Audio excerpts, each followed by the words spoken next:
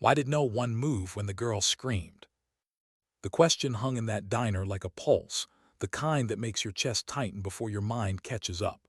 It was early March, the fog still clinging to the pines outside Shirley's diner.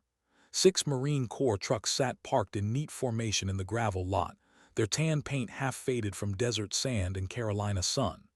Inside, breakfast chatter filled the air, the easy rhythm of men and women between missions, half in uniform, half in thought. And then the door crashed open. No bell, just a sound like metal screaming. The little girl stumbled through, blonde hair wild, yellow jacket ripped, blood on her nose and chin. For a heartbeat, everyone froze, coffee halfway to lips, forks hanging midair. Even the bacon on the griddle seemed to stop sizzling. She stood there, panting, eyes wide with terror that didn't belong on a child's face. "They're beating my sister," she gasped.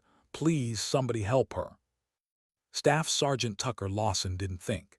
His body just moved. The voice of a terrified child was something he'd never unlearned, not from Fallujah, not from Kandahar. It hit him like a trigger buried deep in memory, that specific tone of fear that cuts through training and goes straight to the soul. He rose from the booth, tall and broad, 34 years old but worn like 40.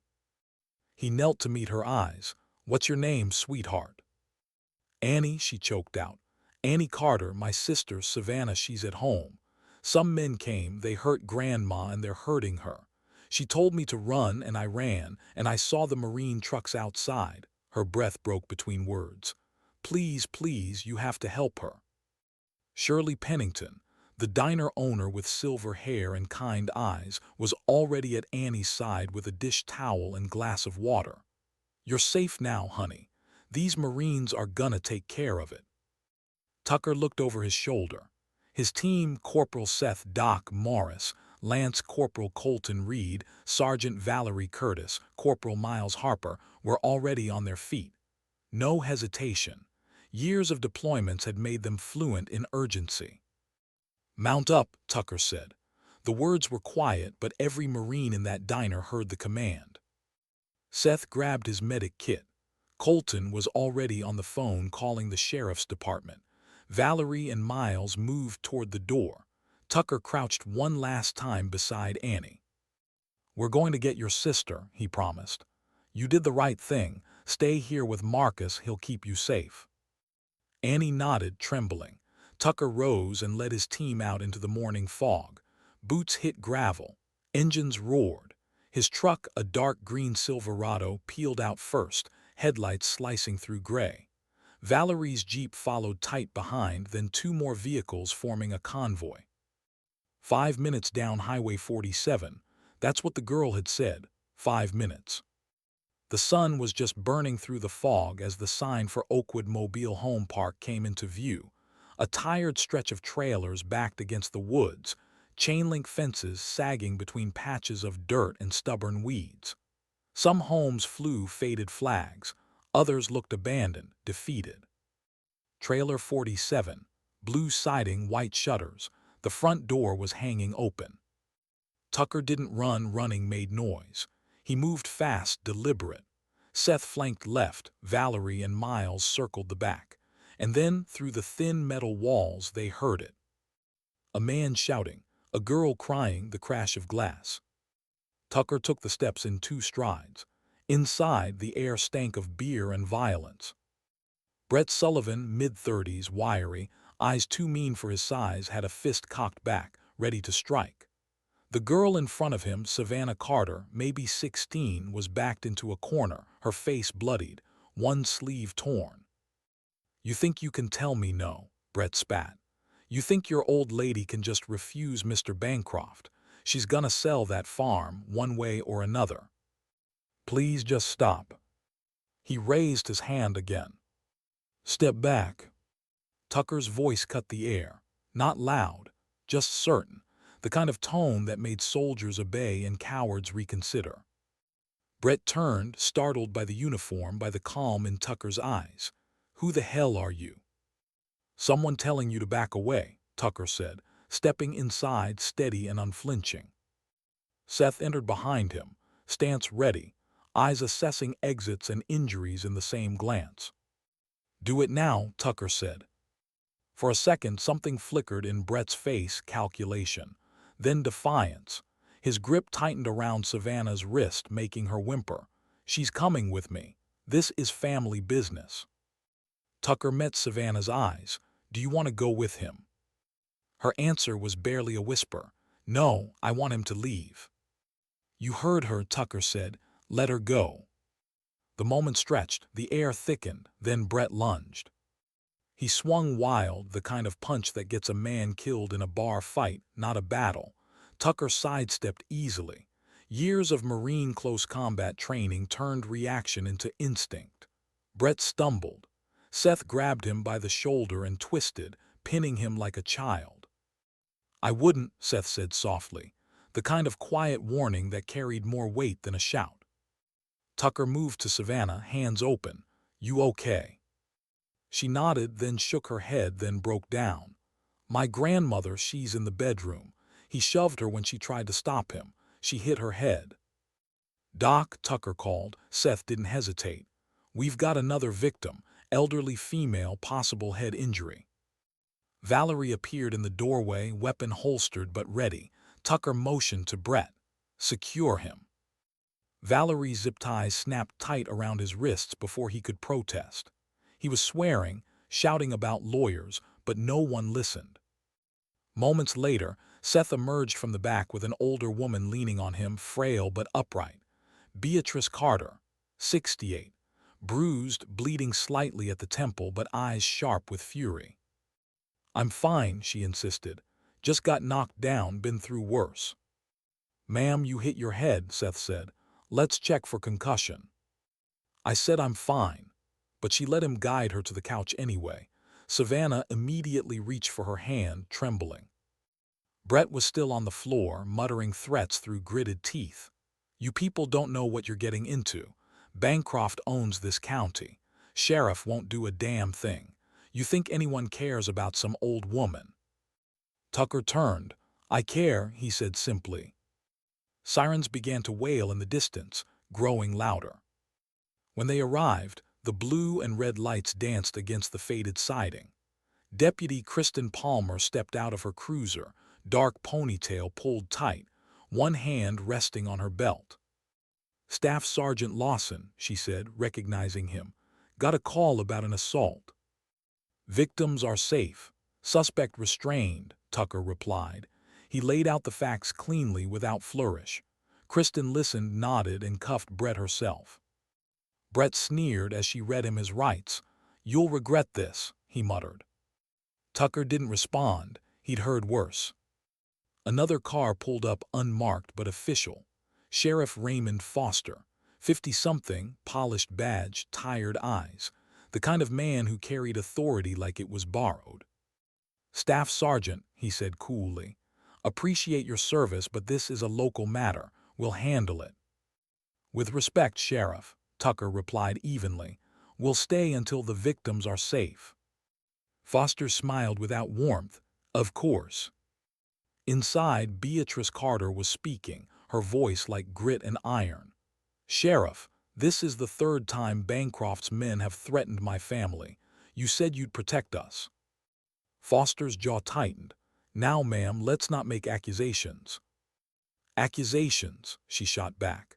"They broke into my home, hurt my granddaughter, tried to steal my land. What do you call that?" Tucker saw it then, the flicker in Foster's eyes, the subtle panic of a man caught between power and conscience. He'd seen that same look in corrupt officers overseas, the ones who claimed they kept peace but profited from chaos. "This will be handled appropriately," Foster said, but the words rang hollow. When Kristen escorted Beatrice and Savannah to the cruiser for medical care, Tucker stood watching the sheriff. "You need to be careful, Staff Sergeant," Foster said quietly as the sirens faded. "Ridgemont's a small town. Outsiders sticking their noses where they don't belong tend to regret it." "Is that a threat?" "Advice." Tucker didn't blink. "Then here's mine, do your job." Foster's smile cracked for just a second before he turned away. By the time the sheriff left, the morning sun had burned off the fog completely. The trailer looked small and broken, the kind of place violence always seemed to find. Valerie exhaled, rubbing her temples. That went well. Yeah, Tucker said quietly. We just made an enemy. Back at Shirley's diner, Annie was sitting at the counter, her half-eaten pancakes cold. When she saw them walk in, she bolted from her stool. Is she okay? She cried. Did you save Savannah? Tucker crouched to meet her. She's safe, they're both safe. Annie's lip quivered. I was so scared. You were brave, he said. You saw trouble and you ran toward help. That's what heroes do. Shirley's eyes softened. She handed Annie a tissue and looked at Tucker. You know what you've stepped into. Starting to, he said. And Shirley told him. About Theodore Bancroft, the developer buying up land, forcing people out, using the sheriff's silence to keep his hands clean. About families pressured, farms vandalized, livelihoods destroyed. About the Carters, the last holdouts.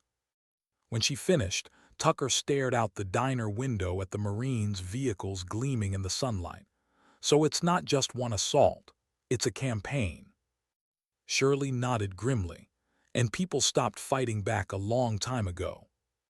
Maybe it's time they start again, Tucker murmured. He turned to his team. We're not done, not until those women are safe. Colton frowned. Sir, we're active duty. This could get complicated. We'll do it right, Tucker said. Through the system, the Carters are a veteran family. That makes it our concern. One by one, they nodded. They'd all seen injustice. And they'd all sworn an oath that didn't stop at foreign borders. Tucker stepped outside, the sun sharp now, his reflection in the truck window pale and grim. He dialed a number, the legal office at Camp Lejeune. Captain Richardson, this is Staff Sergeant Lawson. I need guidance on a civilian case involving a veteran. The pause on the other end was short, professional. Come in, she said. And Staff Sergeant, you did the right thing. He ended the call and looked back toward the diner. Inside, Annie was smiling faintly as Marcus showed her a photo of his little sister. For a second, she looked like any other kid on any other morning. Tucker knew better. Sometimes wars weren't fought overseas. Sometimes they started in diners, in small towns, with frightened children and people who'd had enough.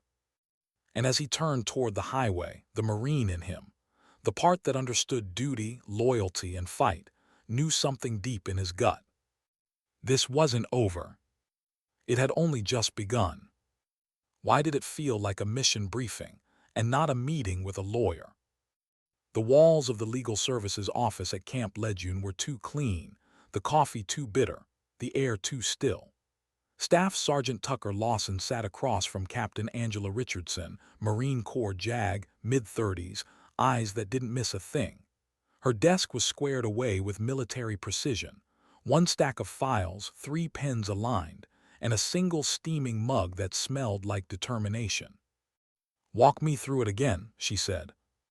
So he did, every second from the moment the little girl burst through the diner door to the sheriff's warning outside the trailer. Richardson took notes in silence, her pen moving like a metronome. When he finished, she leaned back, fingers steepled.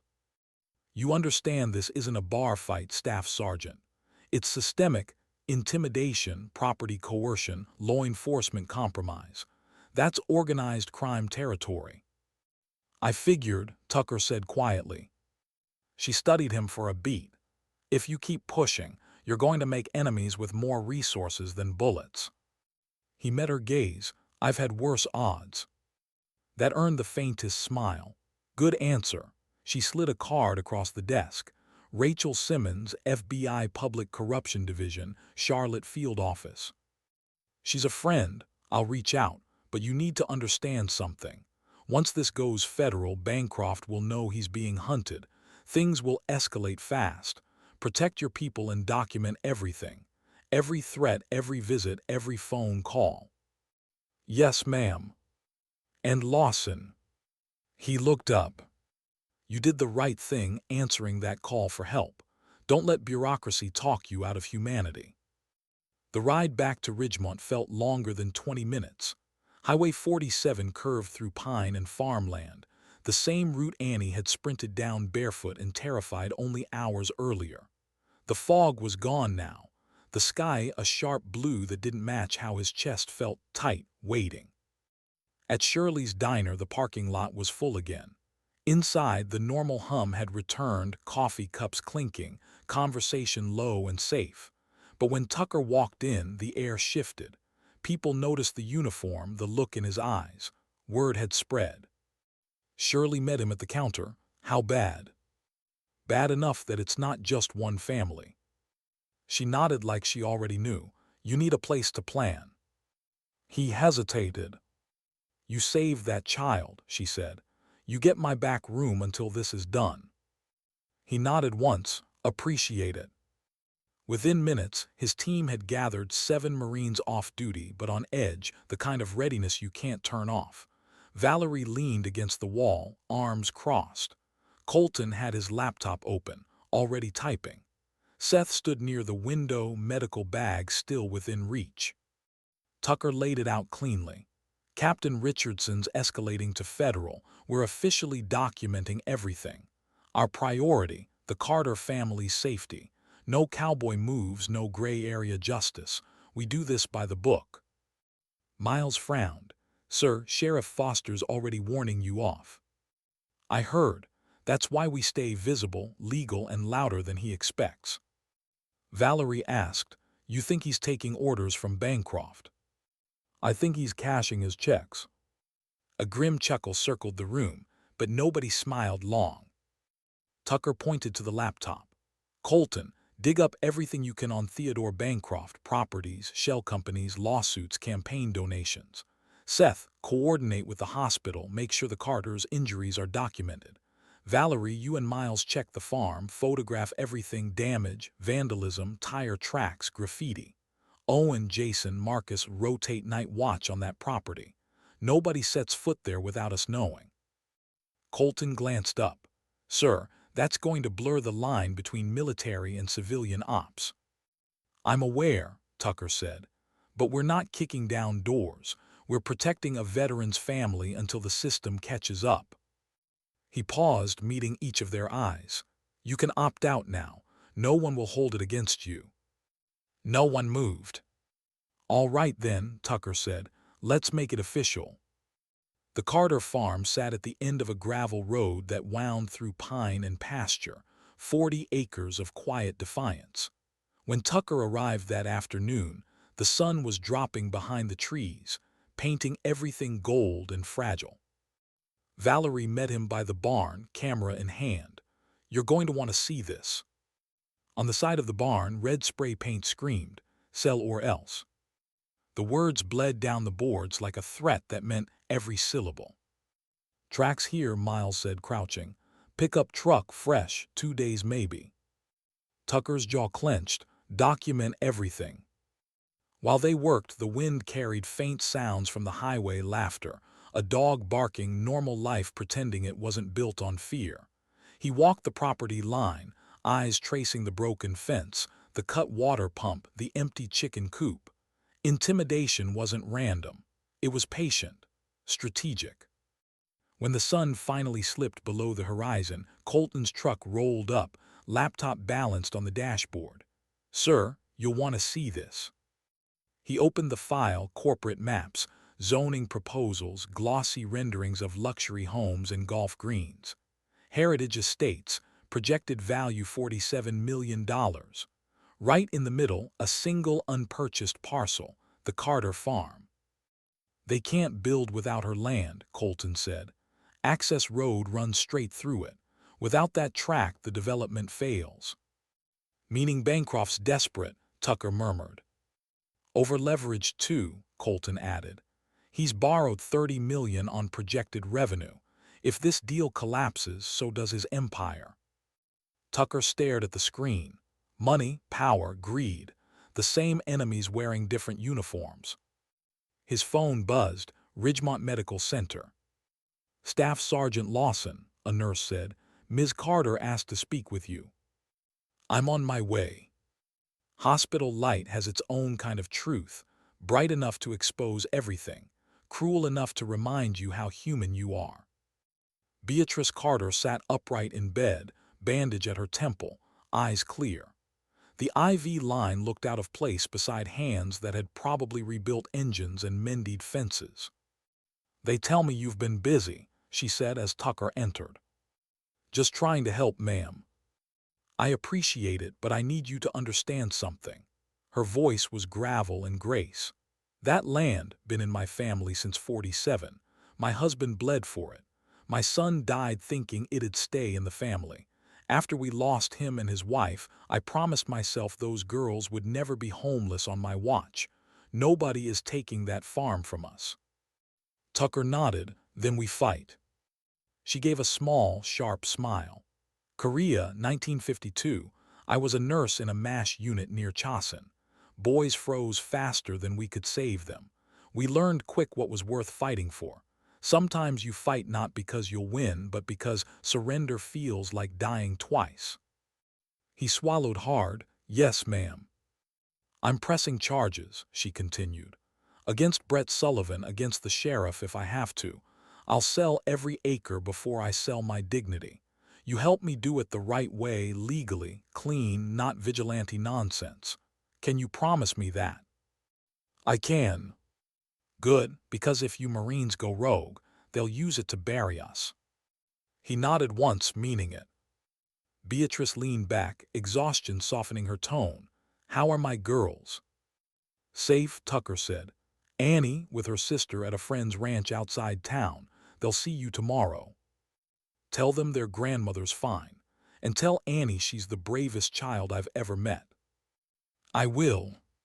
When he left the hospital, the night air felt colder. His phone buzzed 3 times before he reached the truck. First, Captain Richardson, FBI interested. Agent Simmons wants meeting 900. Second, Deputy Kristen Palmer need to talk. Not on phone, my apartment. Third, unknown number, back off while you still can. No signature, just the hum of threat through digital glass. He stared at it, the glow lighting the lines on his face. Fear didn't come, focus did, the kind that makes decisions crisp. Kristen Palmer's apartment smelled faintly of coffee and gun oil. She opened the door fast, checked the parking lot twice before letting him in. Her uniform shirt was untucked, eyes shadowed. "I'm taking a risk talking to you," she said. "I'm listening." She paced once. Foster held a closed door meeting this afternoon, him, Deputy Jenkins, and Bancroft's lawyer.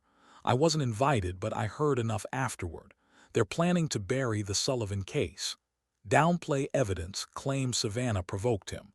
Push the DA to drop it as domestic confusion." Tucker's jaw tightened. "They can't." "They can and they will." She stopped packing. "Grayson, the DA, owes Foster his last 2 campaigns. He folds easy." "What about you?" Kristen gave a short, humorless laugh.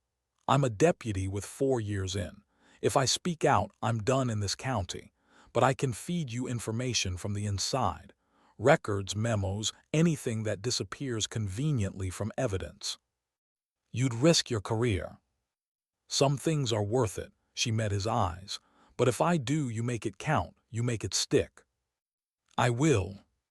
She hesitated. "There's more. Bancroft filed a nuisance lawsuit against Beatrice this morning, zoning violations, environmental infractions, noise ordinances.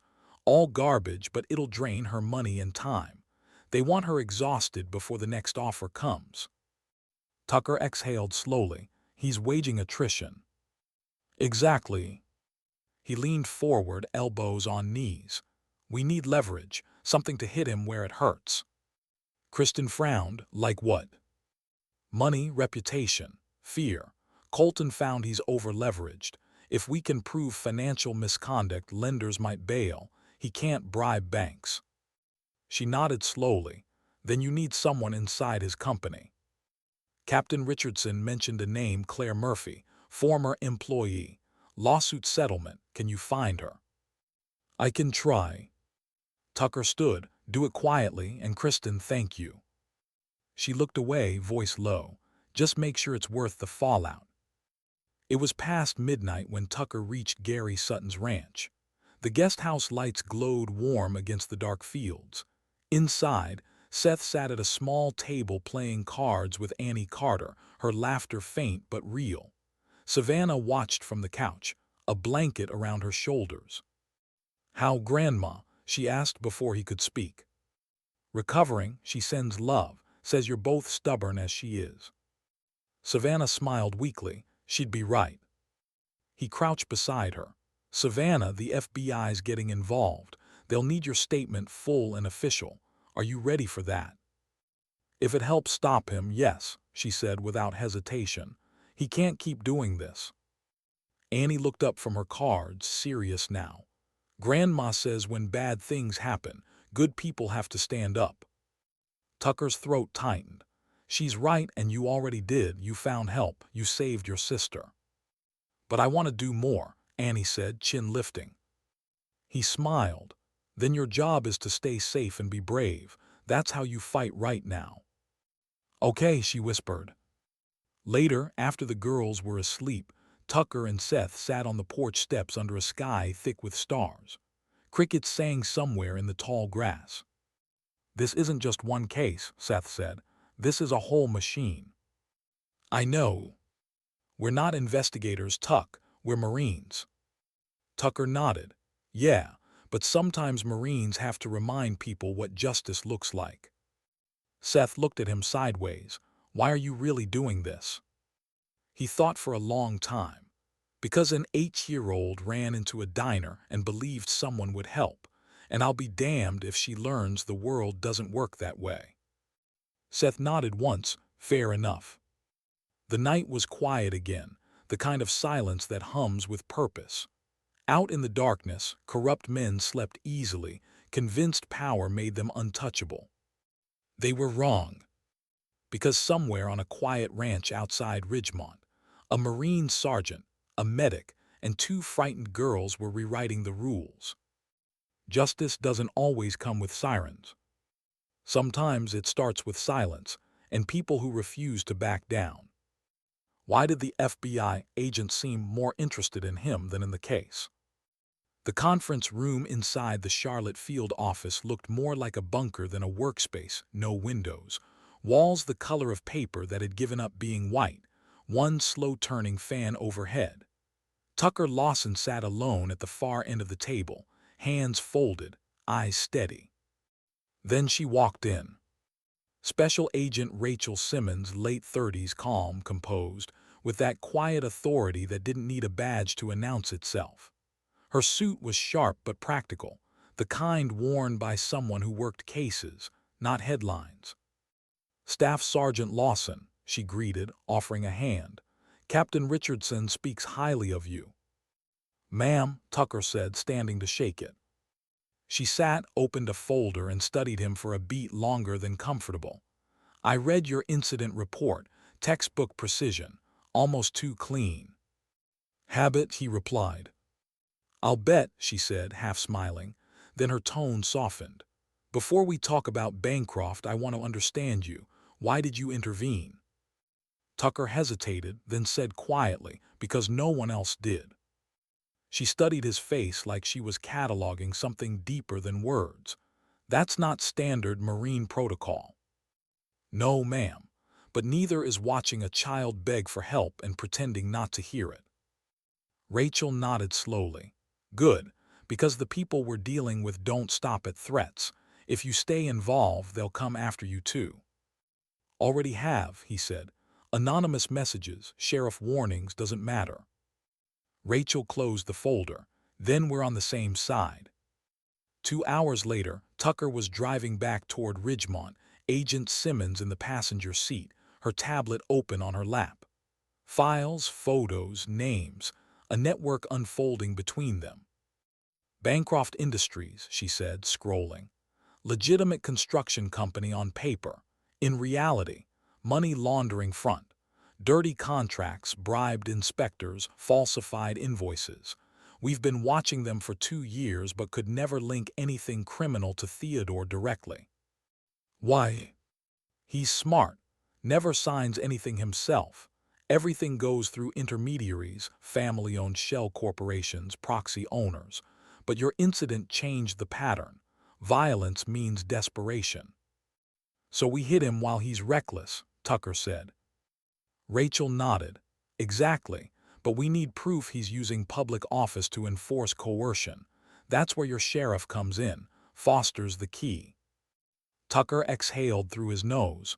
You think you can flip him? Not flip, expose. The problem is timing. We can't move without something tangible, or he'll just claim ignorance and walk.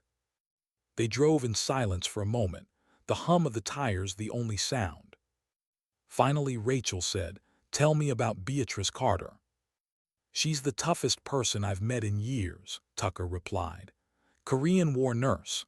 Lost her son, raised 2 granddaughters alone, kept a farm alive when everyone said she couldn't. They tried to break her, but she doesn't know how to quit." Rachel smiled faintly. "Sounds familiar." He glanced at her. "You a Marine?" "Army CID," she said. "Before the Bureau, Iraq, 8. Learned early that corruption doesn't always wear a uniform." That quiet understanding hung between them like respect, unspoken, earned. By the time they reached Ridgemont, the sky had turned to silver gray, rain threatening on the horizon. They stopped first at the diner, headquarters by circumstance, not choice. Shirley met them at the door, wiping her hands on a towel. "Agent Simmons," Tucker introduced. "I've heard a lot about you," Shirley said. "You're the cavalry." Rachel smiled faintly, something like that. They moved to the back booth where Colton's laptop glowed with maps and documents. Valerie and Seth were already there. The air smelled of coffee and fried eggs, but the mood was all business. "Here, what we've got," Colton said, rotating the screen. "Bancroft's holding company, Huron Ridge Development, received a county zoning variance last fall. Signed by Sheriff Foster, countersigned by County Clerk Daniels. But Daniels retired 2 months before the date listed." Rachel leaned in. "Forgery." "Exactly. I pulled the original file from the archives. Signatures don't match. That variance gave Bancroft rights to clear 30 acres of protected forest right next to the Carter property." "Environmental crime on top of coercion," Rachel said, eyes sharp. "We're stacking charges." Valerie added, "We also found drone footage of trucks dumping debris on Carter land, night deliveries, no permits. Looks like they're trying to contaminate the soil, make it fail inspection." Rachel looked at Tucker. "This is bigger than local corruption. This is federal." He nodded. "So what's the play?" "First, protection. We'll move the Carters to a safe location under federal witness prep. Then, I'll push a warrant for Bancroft's financial records. Once we trace the money, the house of cards falls." "Safe location," Tucker echoed. "They've already been moved to a ranch, not official but secure." "Good," she said. "Keep it that way for now. I'll have bureau protection ready within 48 hours." Then her phone buzzed. She checked the screen, expression tightening. That was too fast. "What?" "Sheriff Foster just requested an emergency court order to have the girls returned to family custody. Claimed you unlawfully detained minors." Tucker froze. "He's trying to weaponize the system." "Exactly," Rachel said. "He's calling in favors to paint you as the villain." For a long moment, nobody spoke. The diner's hum faded beneath the weight of realization. Then Tucker said quietly, "We'll play it smarter. We go public." Valerie frowned. "Sir, that's risky." "Not if we do it right. We document everything, the threats, the attacks, the sheriff's actions. We leak it to someone who still believes in truth." Rachel looked at him carefully. "You have someone in mind?" He hesitated. "Reporter out of Raleigh, veteran correspondent, owes me a favor." "Make the call," Rachel said. "But be subtle. If Bancroft suspects exposure, he'll lash out fast." Tucker nodded. He already is. Night came early with the rain. The Carter Ranch was quiet again, too quiet, the kind of silence that makes instinct itch. Miles was on the night watch, raincoat zipped to the neck, rifle slung low but ready. Around midnight, headlights flickered through the trees, not approaching fast, just watching. He radioed softly, movement east fence, silver SUV, no plates visible. Tucker's voice came through calm and clipped. Hold position, do not engage. For 5 tense minutes the vehicle idled. Then it rolled backward, taillights vanishing into darkness. Miles exhaled. They're probing. They're warning, Tucker replied. He stood on the porch, phone buzzing again. This time a voicemail, distorted male voice, mechanical echo. You can't save everyone, soldier. Walk away, or we'll make you watch what happens to those who believe in heroes. He saved the recording, forwarded it to Rachel. Then he just stood there, staring at the rain slicing through the porch light. There was something raw in his chest, not fear, not even anger. Just that quiet ache that comes when you realize the line between good and evil isn't drawn in sand, it's carved in flesh.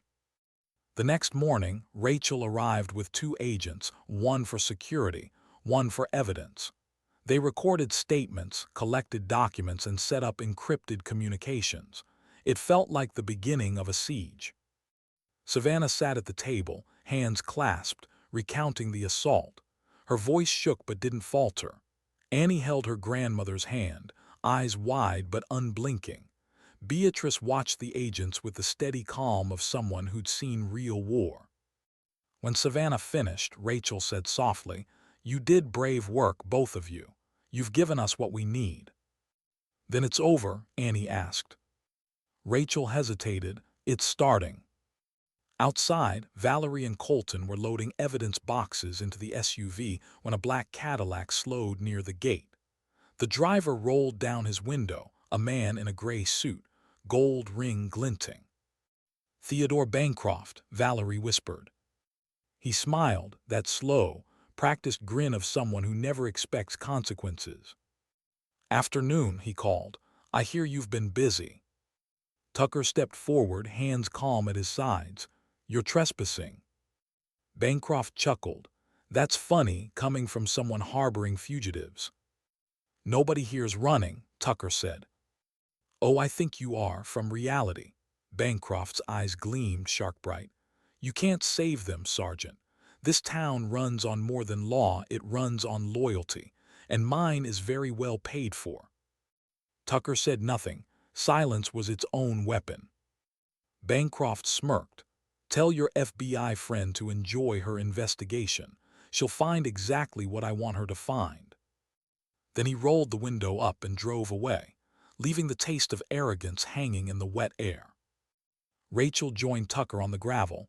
"He's nervous, that's good." "He doesn't look it." "That's how they all look, right up until the cuffs click." Tucker stared down the empty road. "He's going to come harder now." Rachel nodded. "Then we stay harder still." That night back at the ranch, Beatrice sat on the porch wrapped in a quilt, rain gone, stars faint through clouds. Tucker joined her, 2 mugs of coffee steaming in the cool air. "You ever get tired of fighting?" she asked quietly. He smiled without humor. "Every day." "So why keep going?" "Because stopping costs more." Beatrice nodded slowly, sipping her coffee. "My husband used to say that dignity isn't loud. It's quiet like roots. Hard to see, but it keeps everything standing." Tucker looked out toward the tree line where his team patrolled under moonlight.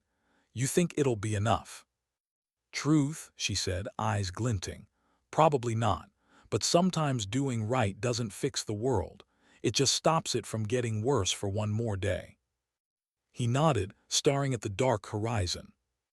And in that moment, quiet, tired, human, he realized something the battlefield never taught him. Courage isn't always charging forward. Sometimes it's staying put, even when every warning tells you to walk away. Why did the story leak before they were ready? The headline hit like a detonation. Local developer accused of threats against veteran family. Sheriff implicated. It spread overnight. Regional news first, then social feeds, then national blogs hungry for outrage. By morning, Ridgemont wasn't a quiet Carolina town anymore. It was a battlefield of whispers, rumors, and men in suits scrambling to pick sides. Inside Shirley's diner, a small TV hung above the counter, muted but looping the same broadcast. Aerial footage of the Carter farm, Marines moving in the background, the faces of Annie and Savannah blurred for protection. Tucker sat in the booth with a coffee gone cold. Valerie leaned beside him, eyes on the screen. "You said you leaked it to one reporter." "I did." "Then how'd it go this wide?" He didn't answer right away. His jaw worked once before he said quietly, "Someone else wanted it too." And he was right. Across town, Sheriff Foster's office buzzed like a kicked hornet's nest. The sheriff paced behind his desk, voice sharp, phone pressed to his ear. "I told you to contain this," he snapped. "Now the bureau's crawling over everything and the governor calling my damn phone." On the other end, Theodore Bancroft's tone was ice. "Contain it, Raymond, or I'll find someone who will." "I can't stop federal jurisdiction," Foster hissed. "Then you stop the narrative," Bancroft said. "Make Lawson the story. Paint him as a rogue soldier, unstable, dangerous. People love a fallen hero. Feed it to your friendly press." Foster's hand shook slightly as he set the phone down. He stared at his reflection in the black computer screen, the reflection of a man who'd sold his soul in pieces, and now realized there was nothing left to buy back. By noon, the storm had started. Social media was a mess, half the town defending the Marines, the other half calling them vigilantes. TV vans parked outside the diner, cameras pointed at anyone in uniform. Valerie had to escort Shirley to her car after two reporters cornered her by the door. Inside, Colton scrolled through the flood of articles. "They're twisting it, calling us unauthorized paramilitary involvement." Seth exhaled hard. "They're setting up the fall." Tucker stayed calm, voice low but firm. "Let them talk, truth doesn't panic." Rachel Simmons entered moments later, trench coat dripping from the rain, expression unreadable. She placed a folder on the table. "Bancroft's attorneys filed 3 lawsuits this morning. Defamation, harassment, and unlawful intervention. Civil suits, not criminal for now. It's theater designed to keep us busy." "Does the Bureau still have jurisdiction?" Tucker asked. "Yes," she said, "but the optics are bad. They're spinning you as a rogue Marine operating outside command. Headquarters is asking questions." Tucker gave a small, tired smile. "Good, that means they're watching." Rachel studied him. "You sure you can handle the heat?" He looked toward the window, the fog, the cameras, the people pretending not to stare. "Ma'am, I've been shot at in 3 countries. Words don't scare me." That night, the Carter Ranch turned into a fortress of quiet vigilance. Marines rotated shifts. Rachel coordinated encrypted calls from inside the kitchen. Beatrice Carter refused to leave her porch, insisting she wouldn't abandon her land. "You can't fight a storm by hiding from it," she told Rachel. "You stand in it and you wait for it to pass." But storms don't pass when men like Bancroft control the weather. At 2:14 a.m., headlights cut through the trees again, this time more than one pair. Miles's voice crackled through the radio. "Multiple vehicles, east approach, no plates, moving slow." "Positions," Tucker ordered. They stayed low. The truck stopped at the fence line, 4 figures stepping out, faces hidden by raincoats. One carried a gas can. Valerie's whisper was steady. "They're trying to burn it." Tucker moved before thought caught up. He crossed the yard, rain pelting, boots sinking into mud. "Put it down," he called. The figures froze, 3 hesitated, 1 didn't. The man with the gas can took a step forward, defiance sharp in his stance. "Walk away," Tucker warned. The man laughed.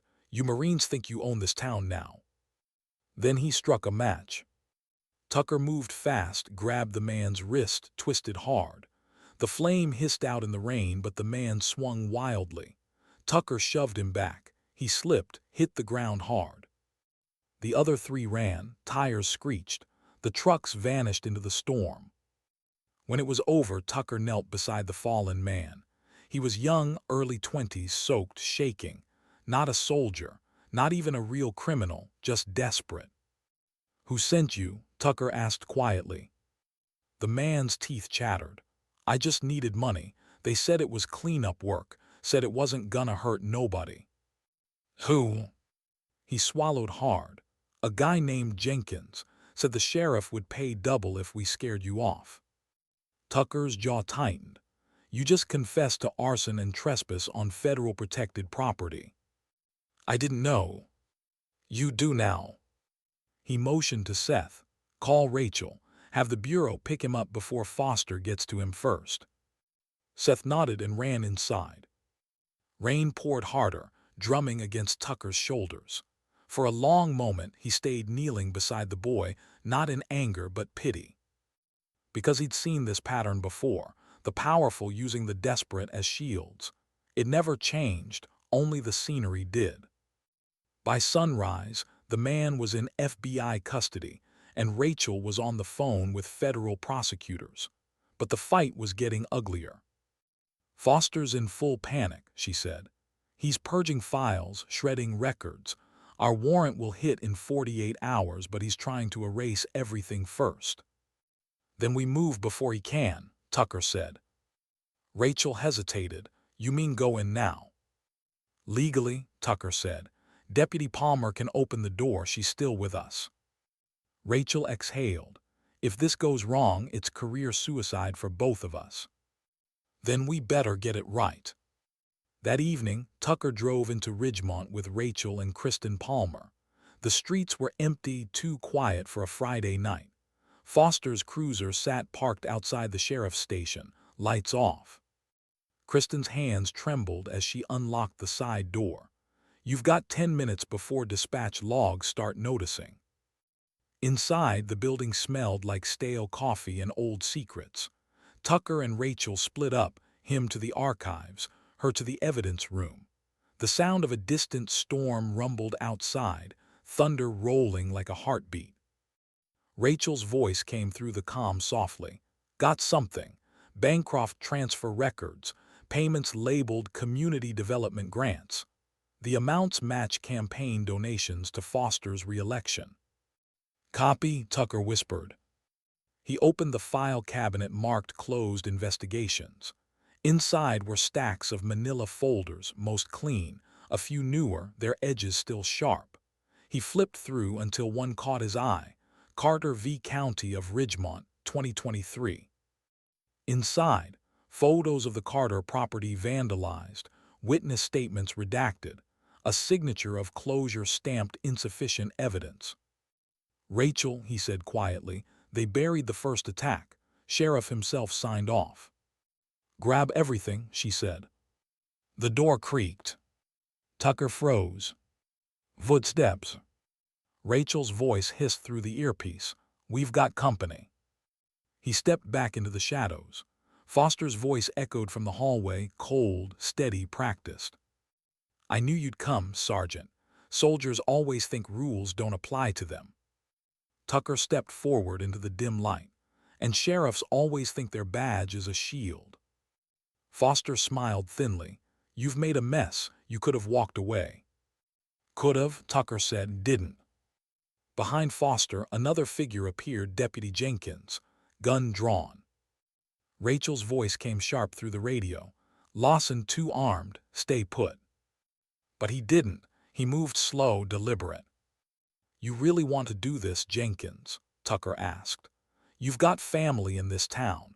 You pull that trigger, they'll remember you as the man who shot a Marine for a paycheck." Jenkins hesitated. His grip wavered. Foster's eyes narrowed. "Stand down," Foster snapped. "No," Jenkins said quietly. "I'm done." The sheriff turned too fast, too angry. The second he did, Rachel appeared behind him, gun leveled. "Drop it," she said, "now." For a moment no one breathed. Rain hammered the windows. Then Foster lowered his weapon. Rachel stepped forward, cuffs clicking. "Raymond Foster, you are under arrest for obstruction of justice, conspiracy, and violation of public trust." The sheriff laughed bitterly. "You think Bancroft will let you live long enough to testify?" Rachel smiled, calm and cold. "That's what witness protection is for." By dawn, Foster was in federal custody, Jenkins had flipped, and Bancroft's empire was starting to tremble. The news broke within hours: county sheriff arrested in corruption probe. At the ranch, Beatrice Carter watched the coverage with quiet pride. "I told you," she said to Annie and Savannah, "truth don't die easy." Tucker stood at the window, phone buzzing with calls he didn't answer. Valerie approached. "Sir, you should see this." She turned the laptop toward him. A statement from Bancroft Industries. "We condemn all unlawful acts committed in our name and will cooperate fully with authorities." Tucker almost laughed. He's cutting ties with his own men. Rachel on speakerphone said, "Classic survival move. He'll try to vanish next. We've got one chance to catch him." "Then let's not waste it." That night the rain finally stopped. The sky cleared enough for the stars to look alive again. Tucker sat alone on the porch, the quiet settling heavy. He thought of the diner, the scream of a child, the long line of choices that had led here. He thought of men like Bancroft, how they built their empires on silence. And he thought of Beatrice Carter, still standing, still unbroken. Rachel's words from earlier echoed in his mind. "Justice doesn't always come clean. Sometimes it crawls through the mud to get here." He looked out across the fields, the land that started it all. Tomorrow the real battle would begin, not with bullets, not with rage. With evidence, truth, and people who refuse to give up. Because sometimes wars aren't fought in foreign countries. Sometimes they're fought on porches. With coffee, courage, and the quiet refusal to kneel. How does a man sleep when he knows the walls are closing in? Theodore Bancroft hadn't slept in 3 days. His estate, usually silent except for the hum of fountains and the chirp of manicured crickets, felt like a trap now, marble halls echoing with every creak, every whisper of guilt. He sat in his study, a tumbler of bourbon untouched on the desk beside a half-packed briefcase.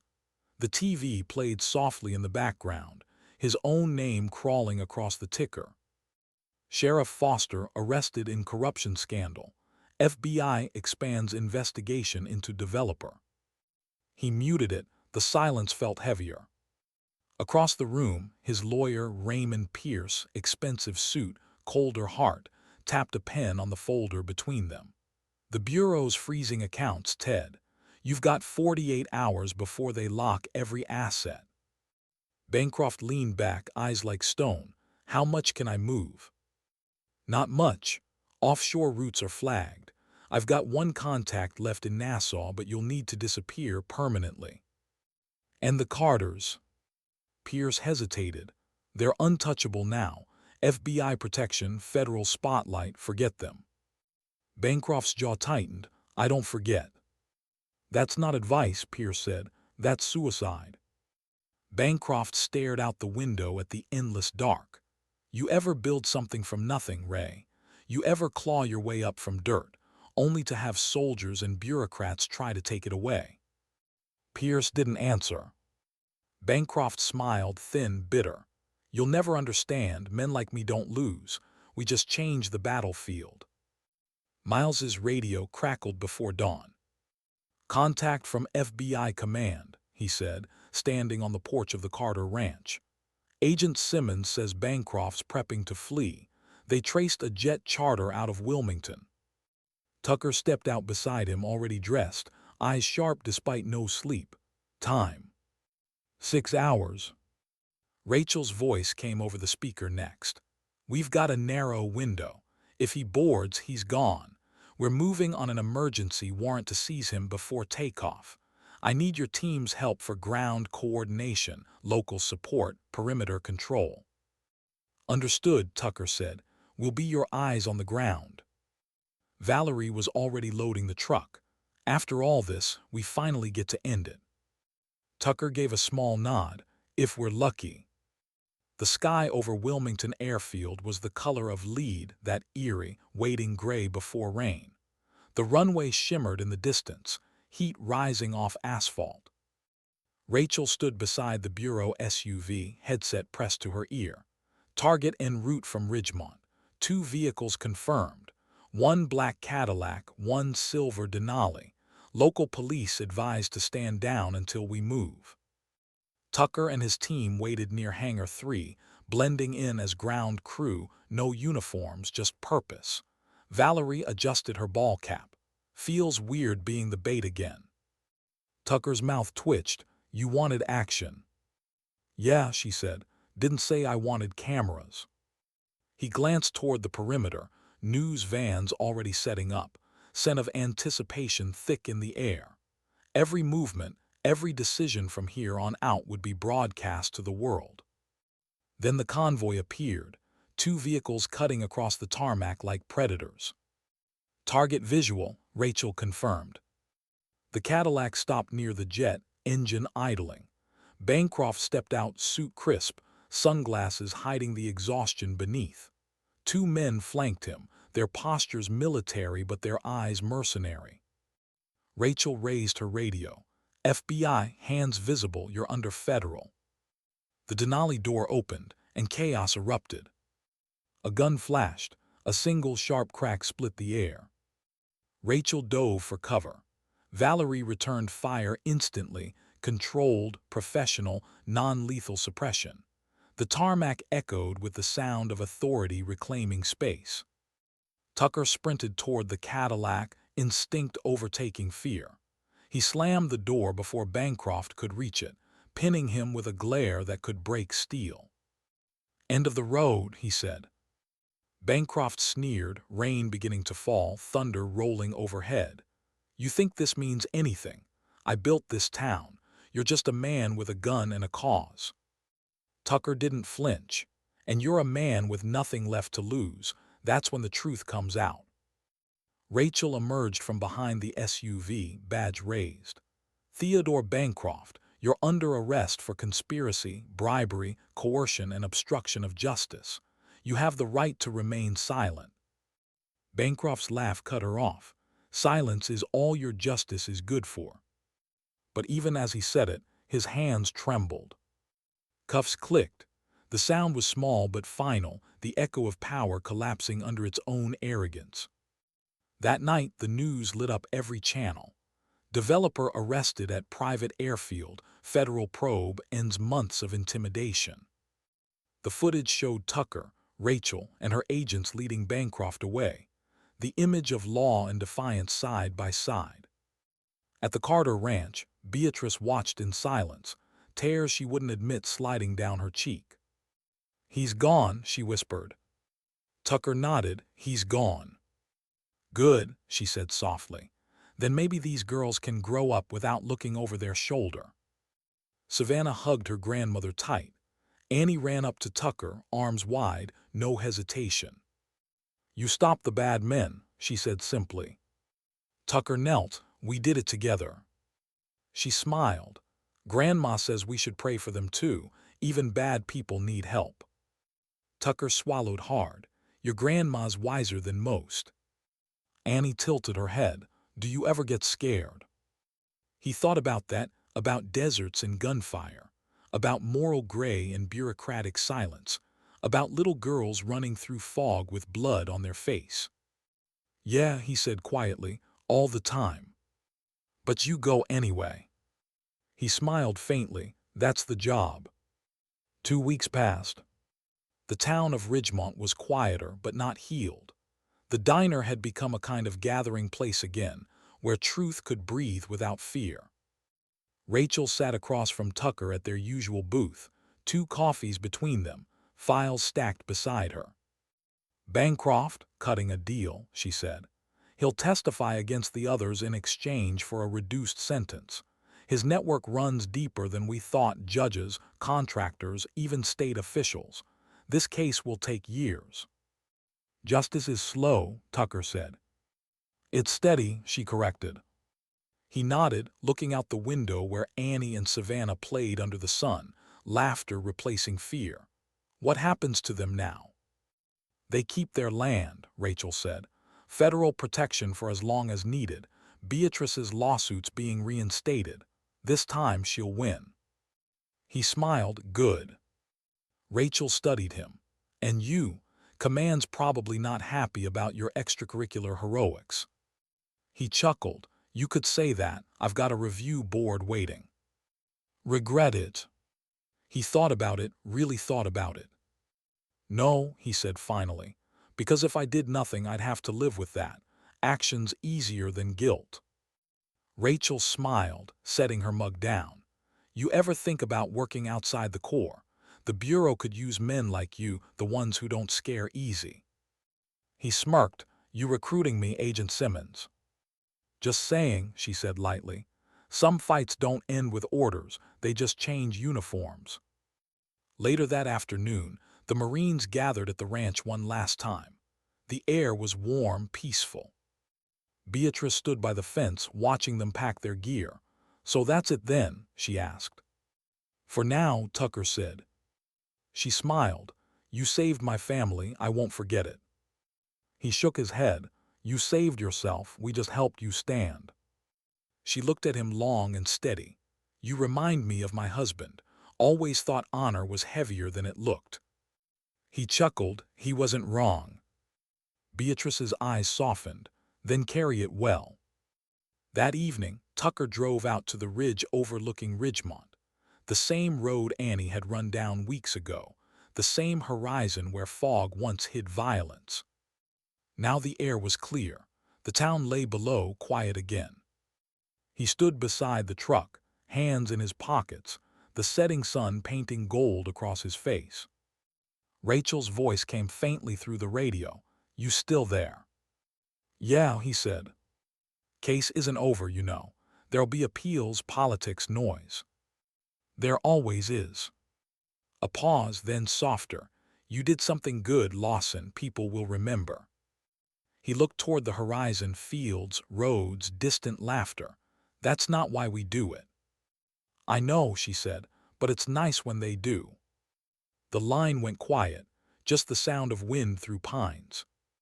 Night came gentle, not heavy. The stars blinked through clouds, fragile but persistent. Tucker leaned against the truck and let himself breathe, really breathe. He thought of everything that had happened, the diner, the screams, the faces, the choices. And for the first time in a long while, there was no noise in his head. No orders, no gunfire, no guilt. Just silence. The kind that felt earned. Maybe that's what redemption really was, not glory, not medals, not applause. Just the quiet knowledge that somewhere, someone slept safely because you stood up when no one else would. In the distance, church bells rang faint, slow, solemn. And as Tucker watched the sun disappear behind the hills, a final thought crossed his mind. Maybe wars don't end. Maybe they just change shape, from battlefields to backyards, from bullets to choices. But some fights are worth staying in. Because sometimes dignity doesn't speak. It simply acts. Why did justice feel heavier than the war? It had been 3 months since the arrest. The headlines had faded. The cameras were gone.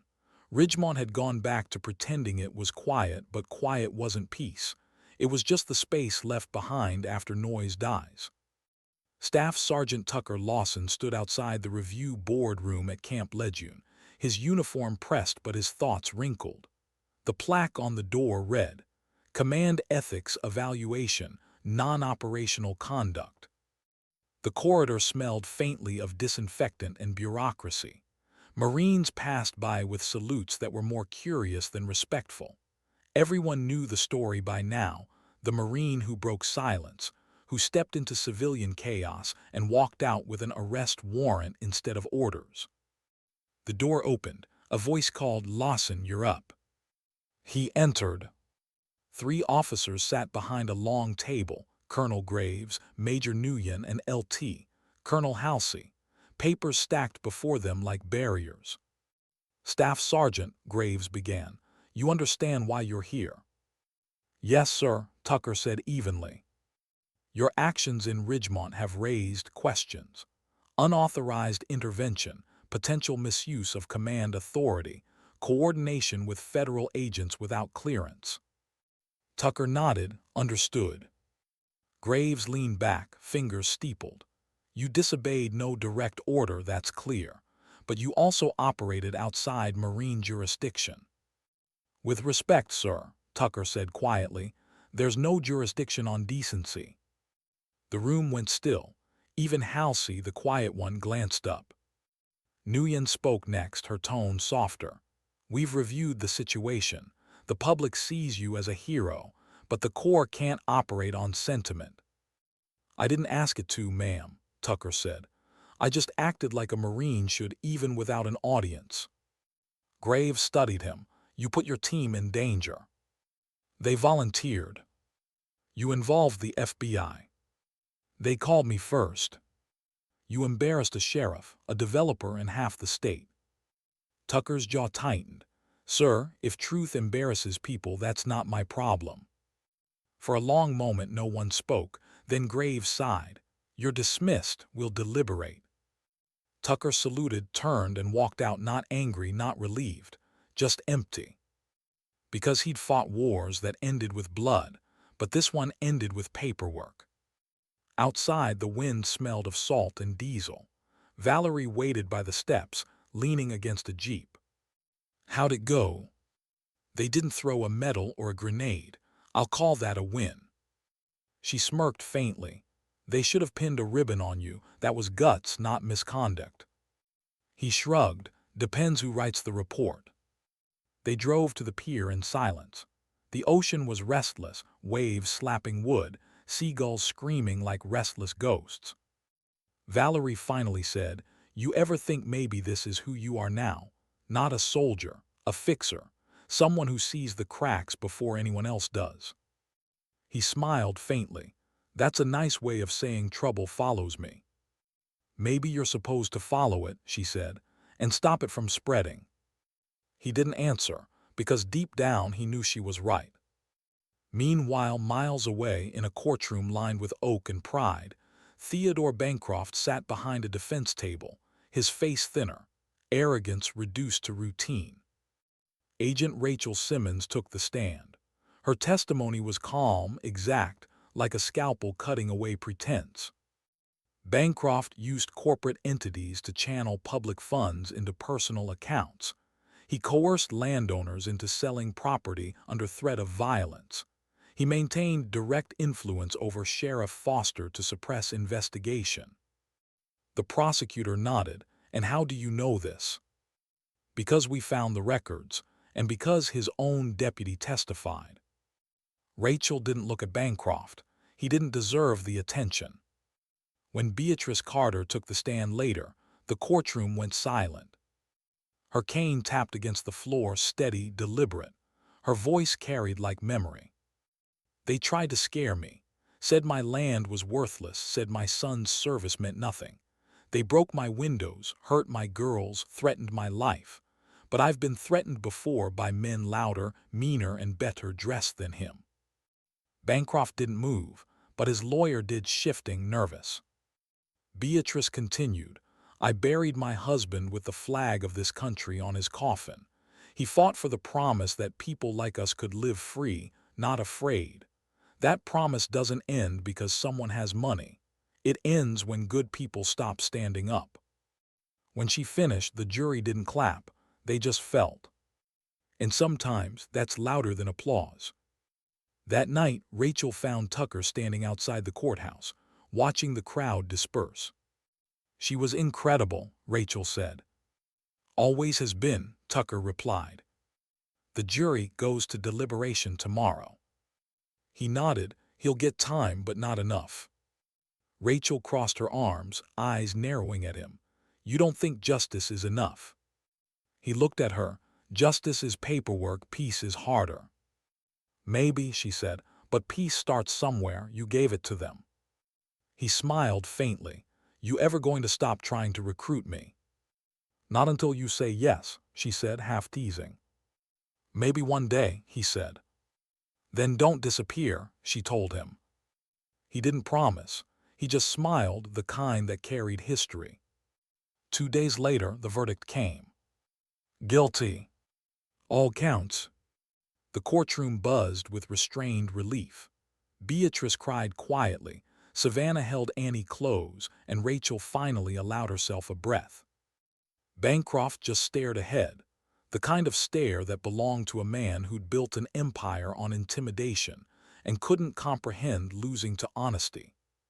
When the gavel fell, it wasn't loud, but it echoed like thunder through every person he'd ever hurt. Outside, the media swarmed again. Cameras, microphones, sound bites. Beatrice smiled politely and said only one thing. My family can finally rest. Then she turned to Tucker. And you, Sergeant, what will you do now? He paused. Maybe fix fences instead of fights for a while. Good, she said softly. Just don't lose that fire, the world still needs it.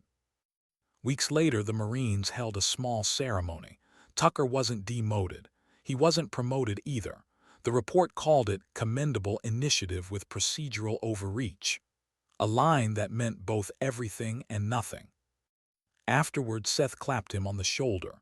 You realize you started a movement, right? Civilians are writing letters to the Corps, talking about Marines who protect, not just fight. Tucker smirked. Let's hope they forget before Congress starts funding it. They laughed, but there was fatigue in the sound. Later that night, he returned to Ridgemont one last time. The diner was quiet, just Shirley wiping down tables. Didn't think I'd see you back so soon, she said. Didn't think I'd miss the coffee, he replied. She smiled. That's because you never paid for it. He laughed, the kind of laugh that sounded more like healing than humor. From the booth near the window, Annie waved, holding up a crayon drawing. He walked over. It showed a little girl, 2 Marines, a house, and a big yellow sun. Across the bottom, written in wobbly handwriting. We're safe now. He stared at it for a long time. You drew this. Annie nodded proudly. It's for you. Grandma says heroes don't wear capes, they wear boots. He smiled. Your grandma's right. Annie tilted her head. Are you leaving again? Yeah, he said softly, but I'll be around. She thought about that, then grinned. Then I'll draw you bigger next time. He laughed again. Deal. Outside, the sky stretched wide, clean, quiet, honest. Tucker stood by his truck for a long moment, watching the morning unfold, the kind of morning that didn't need words. Rachel's voice came through his phone. You're clear, Sergeant, case closed, officially. He chuckled. You mean for now? For now, she agreed, but something tells me you'll find trouble again. Probably, he said. Just promise me one thing. What's that? If you do, make sure it's worth the scars. He smiled faintly. They usually are. He hung up, slipped the phone into his pocket, and started the engine. The road stretched out ahead, not smooth, not easy, but his. As Ridgemont faded in the rear view, he thought of all the moments that led here. A little girl running into a diner, a broken system finally exposed, and the quiet courage of people who refused to bend. He thought about Beatrice Carter, strong as oak. About Annie's drawing. About Rachel's unflinching resolve. And about the kind of wars that never make headlines. The kind fought with patience, kindness, and the stubborn belief that decency still mattered. When he reached the ridge, he pulled over, the same spot where it all began. He got out, walked to the edge, and stood there, the town below, the farm fields glinting under sun, the world slowly breathing again. No speeches, no medals, no fanfare. Just the sound of wind, and a man who'd done what needed to be done. He looked down at his hands, scarred, steady, human, and exhaled. Maybe that's all justice ever was. Not the courtroom or the news headline. Just people standing up, one small act at a time, until wrong had nowhere left to hide. And as he turned to leave, a thought, quiet, unspoken, lingered in his mind like prayer. Peace isn't the absence of fear. It's the decision to walk through it and keep going anyway. Why did the past never stay buried, even when you tried to leave it behind? 6 months had passed since Ridgemont. The town had healed mostly. The diner was full again, the Carter farm alive with laughter and work. Even the sheriff's office had a new name on the door, Kristen Palmer, the first woman to wear the badge in that county's history. But Tucker Lawson hadn't been back. He'd left the Corps quietly, no ceremony, no applause. Just a line of paperwork that ended 20 years of service with a single word: honorably. Now he worked the kind of jobs that didn't make headlines, consulting for veterans outreach, helping small towns set up safety programs. Simple work, honest work, the kind that kept his hands busy and his mind quieter than it used to be. Until the letter came. It arrived in a plain envelope, no return address, just his name scrawled in careful handwriting. Inside, one sheet of paper, no greeting, no signature, just a photo. A woman, in uniform, and underneath, 4 words written in black ink. She didn't make it back. Tucker stared at it for a long time. The photo was old, Afghanistan, maybe 2014. Dust in the air, a half-smile on her face. Captain Elena Rios. He hadn't spoken her name aloud in years. They served together, 2 deployments, 1 mission gone bad. The kind you never debriefed because you couldn't. Because half of it was classified and the other half lived in nightmares. She was the kind of officer who never looked away, sharp, brave, a compass in a place that spun everyone else. And now apparently she was gone. But why send him the photo, and why now? He turned it over. On the back, faint pencil marks barely visible in the light, a set of coordinates. He knew that location. Not Afghanistan, not foreign soil. Montana.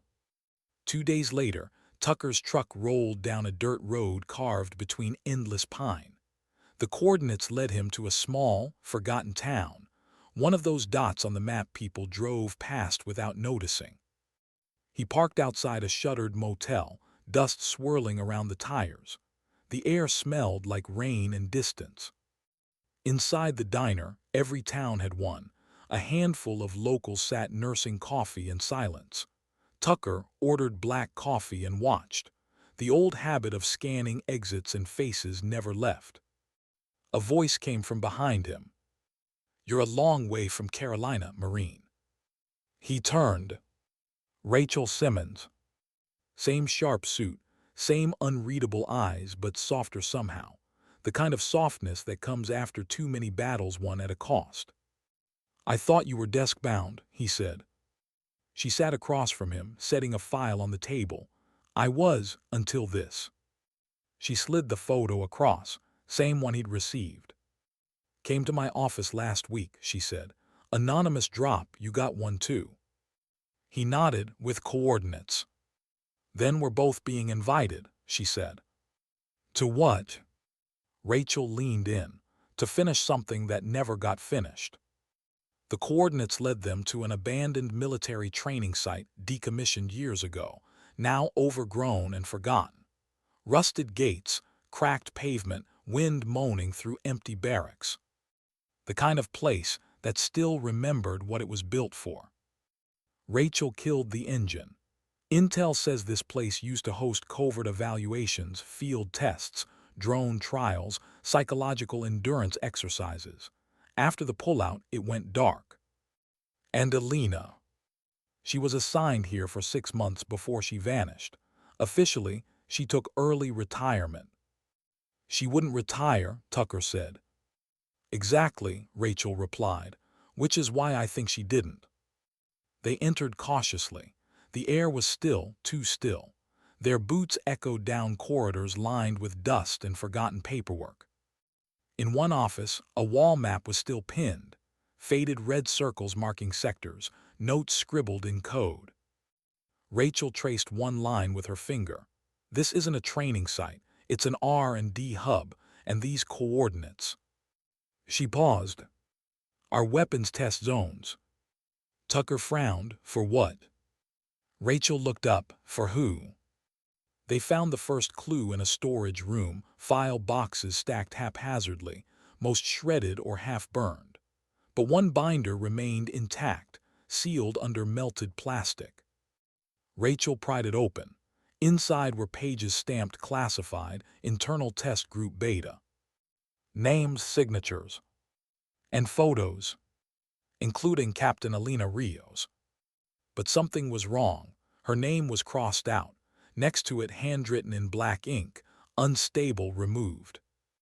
Rachel's breath caught. She didn't die on duty. No, Tucker said quietly. They erased her.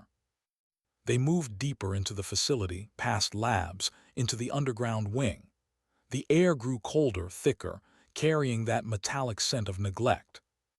A control room waited at the end of the hall, lights dead but machines still humming faintly, like memories refusing to die. Rachel flicked on her flashlight.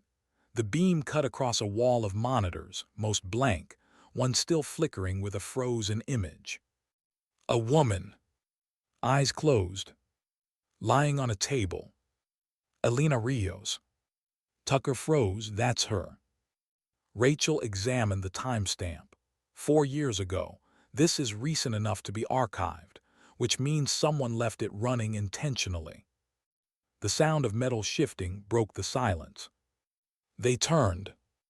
A door creaked open at the far end of the hall, slow, deliberate. A voice echoed faintly. Lawson. It was faint, distorted but familiar. Elena, Tucker whispered. The flashlight beam wavered. Rachel reached for her sidearm. You sure that's her? He didn't answer. He stepped toward the sound, heartbeat steady, every muscle remembering combat instinct. The door led to another chamber, smaller, a single chair, a single camera, and on the wall photographs of Marines, faces marked through with red ink. His included. Rachel whispered, this isn't a facility, it's a message. From who? From whoever's still running what she tried to stop. They left the building fast, silence thick between them. The night outside was colder now, the sky a smear of silver over the pines. Rachel leaned against the truck, rubbing her temples. Whatever this was, it's still active. Someone wants us looking. Someone else wants us to stop. 2 enemies, Tucker said. She nodded. Maybe the same one, wearing different uniforms. He stared at the tree line. You think Elena's alive? I think she found something she wasn't supposed to, and they buried it along with her. He exhaled. Then we dig. Rachel looked at him. You just left the Corps. You really want to walk back into this? He smiled faintly. Walking away never worked for me. She smirked. I was afraid you'd say that. That night they set up camp a mile from the site. No lights, no noise, just a small fire flickering against the dark. The air smelled of rain and pine sap. Rachel handed him a file from her pack. I pulled this before we left. You should see it. Inside, reports from a special operations unit, joint project, domestic soil testing, behavioral studies. The header read, Project Sentinel. Tucker scanned it, jaw tightening.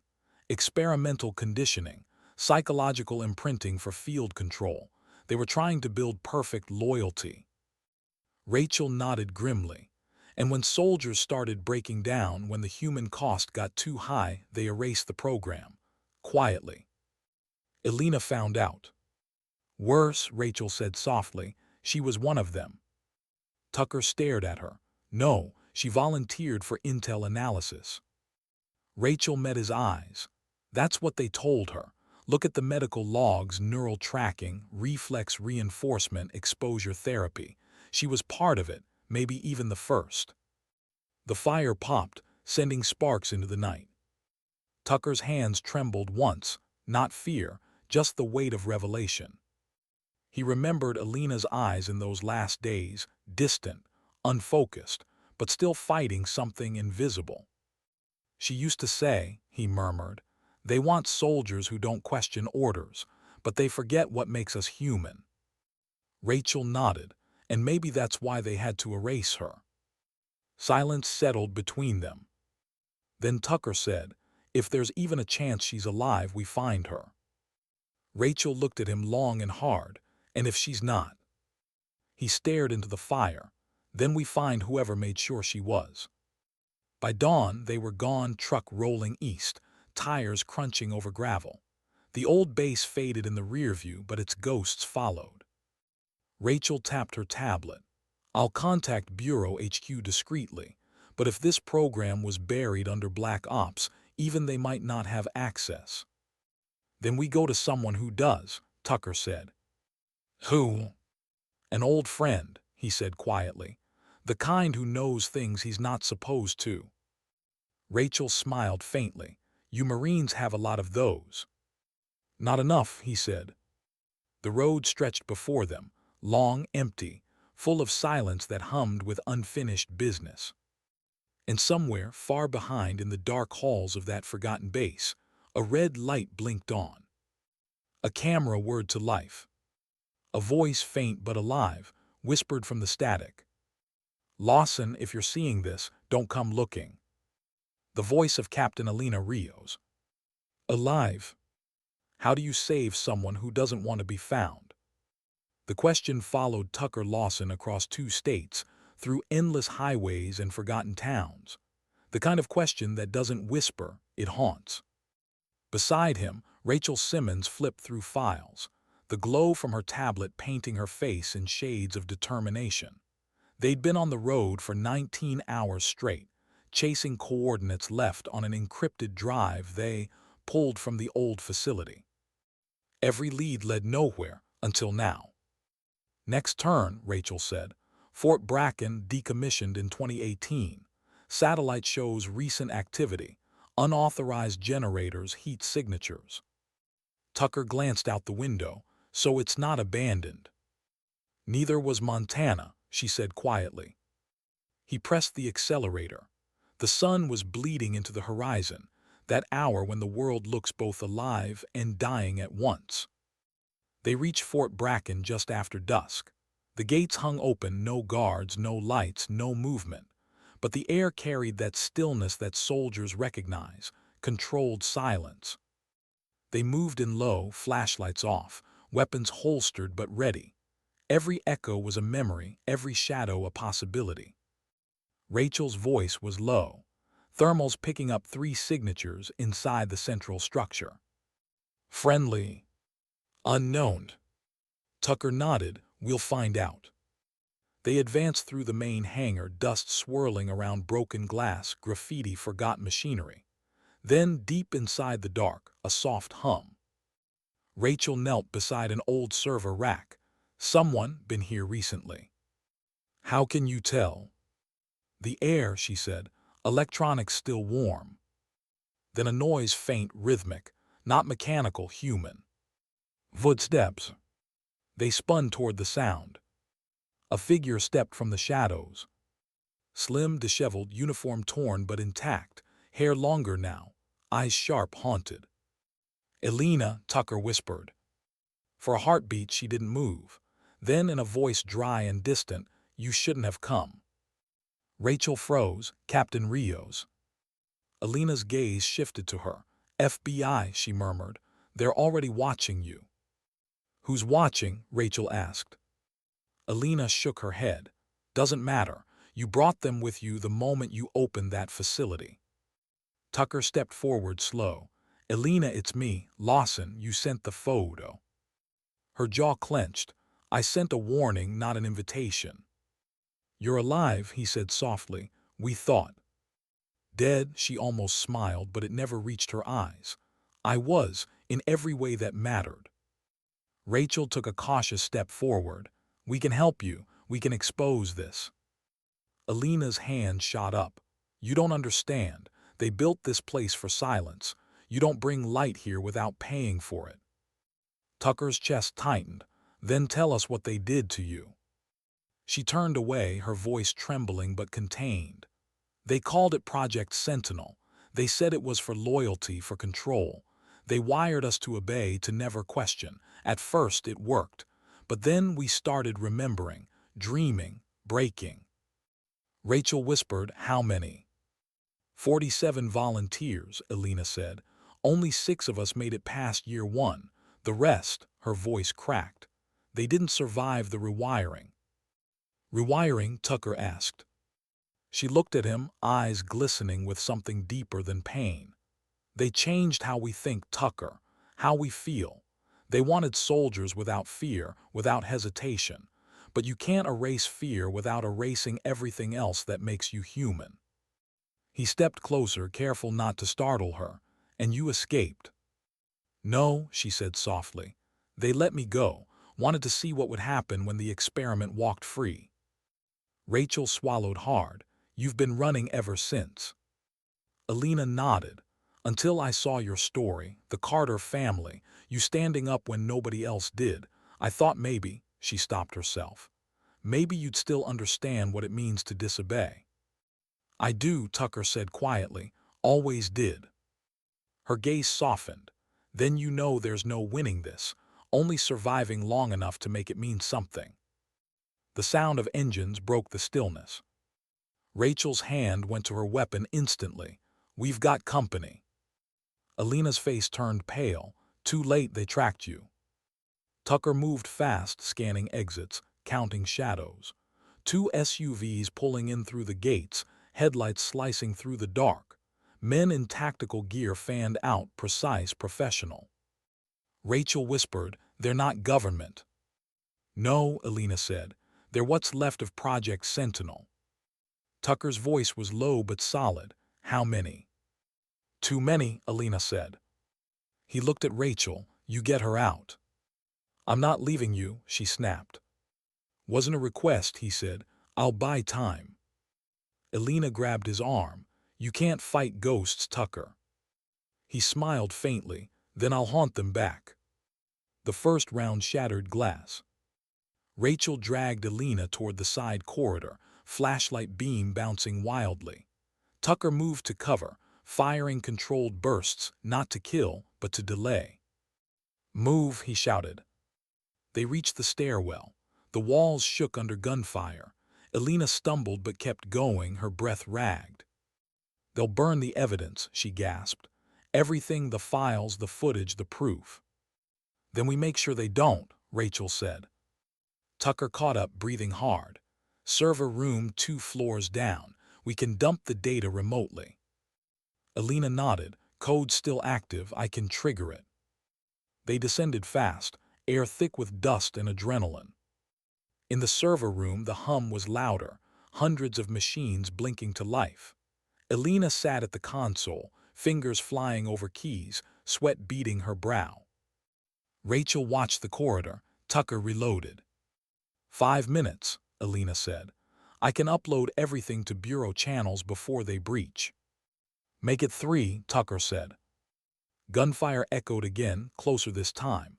Sparks rained from the ceiling. Rachel shouted, "They're inside." Tucker took position by the door, firing short, deliberate bursts. He could feel the pressure building, not panic, but clarity. The kind that only comes when you've run out of chances. 2 minutes, Elena yelled. Rachel ducked behind a pillar. "They're flanking." Tucker's voice came steady. "Hold them." The corridor flashed white with muzzle fire. The smell of cordite burned the air. Tucker moved like memory, fast, efficient, silent where it mattered. Then a scream. Rachel turned. Elena slumped forward, a thin line of red tracing her shoulder. "Hit," Rachel shouted. Tucker grabbed her, pulling her back behind cover. "You're okay, stay with me." Elena winced, blood on her sleeve. "Keep it going, almost done." The screen flashed green. Upload complete. Tucker exhaled once slow. "We've got it." Rachel grabbed the drive. "We move now." They ran through corridors lit by flickering firelight, up stairwells that trembled under gunfire. When they burst through the exit, dawn was breaking, pale and defiant. The first SUV burned near the gate. The second roared to life, men shouting orders, scrambling. Tucker shouted, "Go!"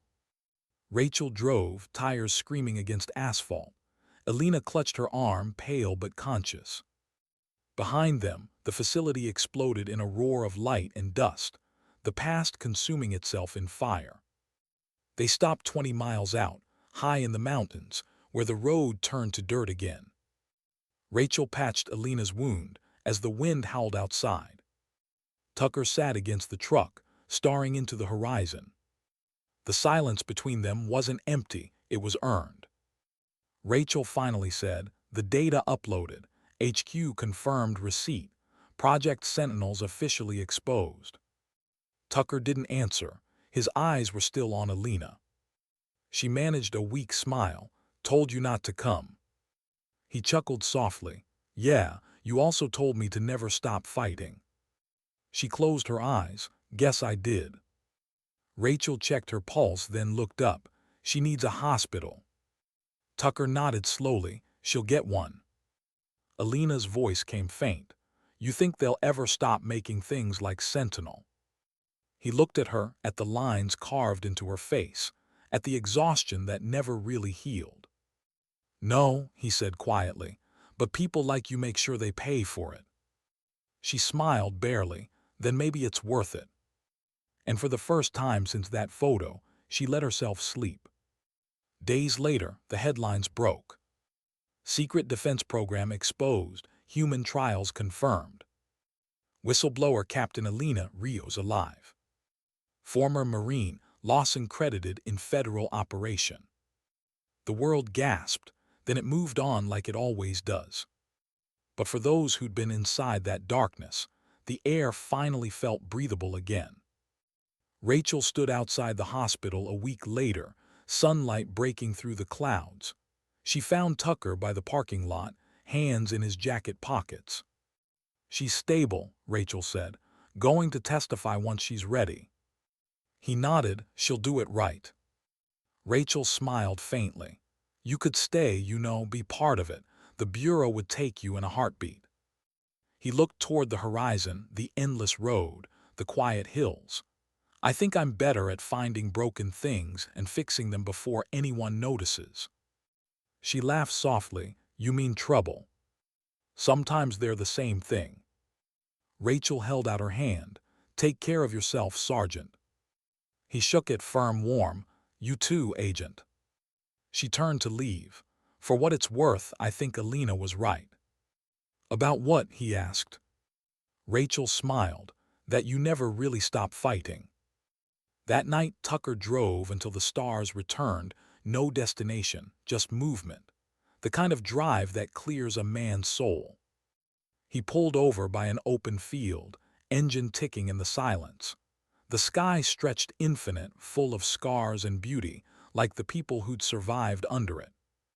He thought about all of them. Rachel, Elena, Beatrice and her girls. And the small, fragile truth that held them together, that sometimes decency is the last rebellion left. He took a deep breath, the kind that feels like closing a chapter. And somewhere deep in the wind, he thought he heard Elena's voice, soft, distant, but alive. "You did good, Lawson. You brought the light." He smiled, eyes closing for a moment. Maybe that was enough. Maybe finally it was peace. The horizon glowed faint gold. The world was waking again. And as he started the truck, the narrator in his head, that quiet moral whisper, spoke one last truth. We don't choose the battles that find us, but we do choose how we stand when they come. And sometimes standing is enough. Because courage doesn't always roar. Sometimes it just breathes steady, human and unbroken.